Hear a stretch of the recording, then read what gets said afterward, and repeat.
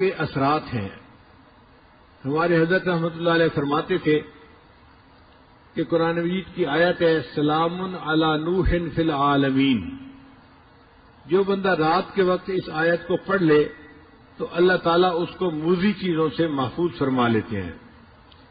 حضرت فرماتے ہیں کہ ہم چھوٹے بچے تھے، رات کو جب گھر سے نکلنا ہوتا تھا تو مائیں اپنے بچوں کو بتاتی تھیں کہ بچوں پہلے یہ آیت پڑھو پھر باہر نکلو تو سانپ بچھو اور موذی چیزیں تمہیں نقصان نہیں پہنچائیں گی۔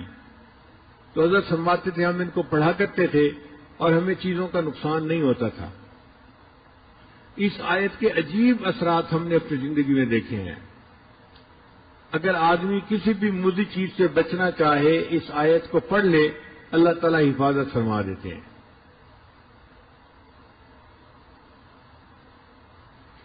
ہمیں سفر میں کئی مرتبہ مشکل پیش آتی ہے۔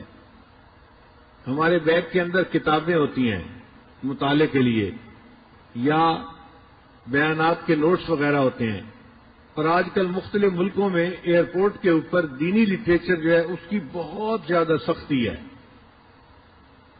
یعنی ایسے تو کسی کے پاس سے اسلحہ نکل آئے تو اتنی سختی نہیں کرتے، جتنا دینی کتاب کوئی نکل آئے تو اس پر سختی کرتے ہیں۔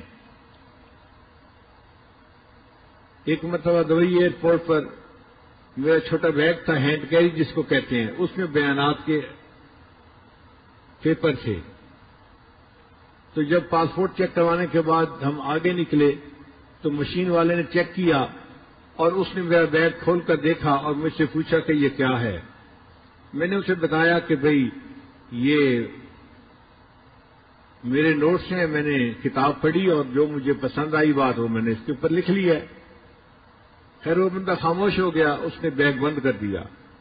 جب آگے نکلے تو آگے ایک اور بھی چیک پوسٹ تھی، انہوں نے دوبارہ پھر بیگ کو چیک کیا۔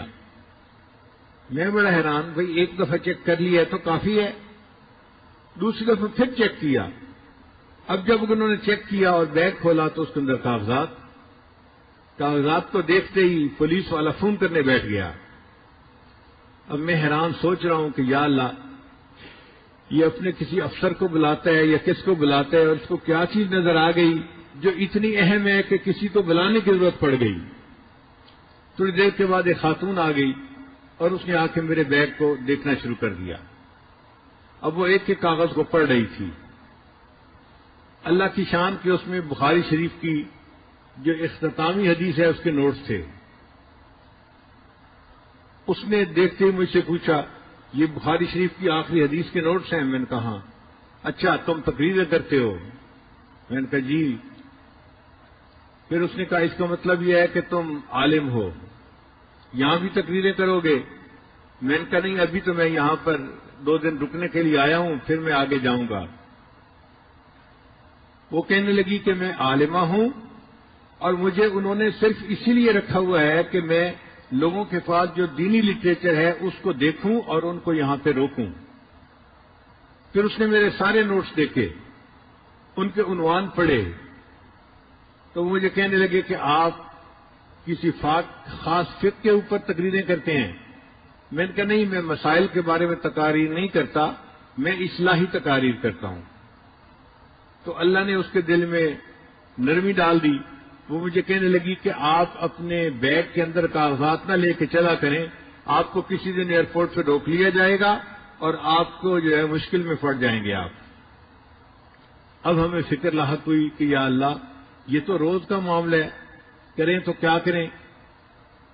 پھر وہ مجھے کہنے لگی تھی کہ آپ یہ نوٹس کیوں ہر وقت ساتھ رکھتے ہیں؟ کتابیں آپ نے کیوں رکھی ہوئی ہیں؟ یہ 2-3 کتابیں تھیں۔ میں ان کا مطالعہ کرتا ہوں ہر وقت بیٹھ کے۔ پھر وہ حیران ہو کے پوچھنے لگی کہ آپ کتابیں پڑھتے رہتے ہیں؟ تو میں نے اسے کہا کہ اس عمر میں اب کتابیں نہیں پڑھوں گا تو کیا ویڈیو گیم کھیلوں گا بیٹھ کے؟ تو اس بات پہ وہ ہنس پڑی، کہنے لگی اچھا ٹھیک ہے آپ جائیں۔ تو میری جان چھوٹ گئی۔ پھر اس کے بعد ہمیں پریشانی ہوئی کہ یا اللہ، اب ان نوٹس کا کیا کریں؟ ہمیں ضرورت بھی پڑتی ہے، مختلف جگہوں پہ جانا ہوتا ہے، کبھی یہ بیان کرو کبھی وہ بیان کرو، تو نوٹس کا ہونا بھی ضروری اور ہیں بھی پابندیاں۔ تو ذہن میں خیال آیا کہ ہم قرآن مجید کی اس آیت کو کیوں نہ پڑھ لیا کریں۔ چنانچہ اس کے بعد تقریباً 8 سال ہو گئے ہیں یا 10 سال، میں جہاں جس ایئرپورٹ پہ بھی جاتا ہوں، جہاں بیگ چیک کرنے کی مشین ہوتی ہے یا عملہ ہوتا ہے، میں یہ آیت پڑھ کے ان پہ پھونک دیتا ہوں، وَجَعَلْنَا مِن بَيْنِ أَيْدِيهِمْ سَدًّا وَمِنْ خَلْفِهِمْ سَدًّا فَأَغْشَيْنَاهُمْ فَهُمْ لَا يُبْصِرُونَ۔ اللہ کی شان دیکھیں کہ پچھلے پھر 8-10 سال میں تک کسی نے کبھی مجھے کھڑا نہیں کیا۔ تو جہاں آپ کو کسی موذی سے ایذا کا ڈر ہو، اس وقت یہ آیت اگر پڑھ دی جائے تو یہ انسان کو فائدہ دیتی ہے۔ پھر ہم نے اس کا تجربہ اور بھی کیا کہ مثلا ایک بچی ہے، اس کی شادی ہوئی اور اب اس کو ساس بہت تنگ کرتی ہے، اس نے جینا حرام کیا ہوا ہے، یا اس کی نند ہے وہ اس کو تنگ کرتی ہے، تو ہم نے کہا کہ بھئی آپ صبح صبح اٹھا کریں، فجر کی نماز بھی پڑھا کریں اور یہ آیت پڑھ کے ان پہ دم کر دیا کریں، اللہ تعالیٰ ان کے شر سے حفاظت فرمائیں گے۔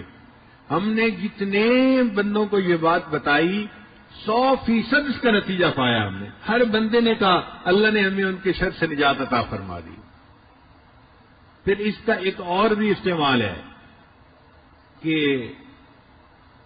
بعض بچیاں گھر سے نکلتی ہیں تو اوباش لڑکے ان کو تنگ کرتے ہیں، کالجوں یونیورسٹیوں میں جو لڑکیاں جاتی ہیں، تو اگر وہ اس آیت کو پڑھ کے پھونک دیا کریں تو راستے میں کوئی ان کو تنگ نہیں کرے گا، کسی سے ان کو ایذا نہیں ملے گی، اللہ ان کی حفاظت فرمائیں گے۔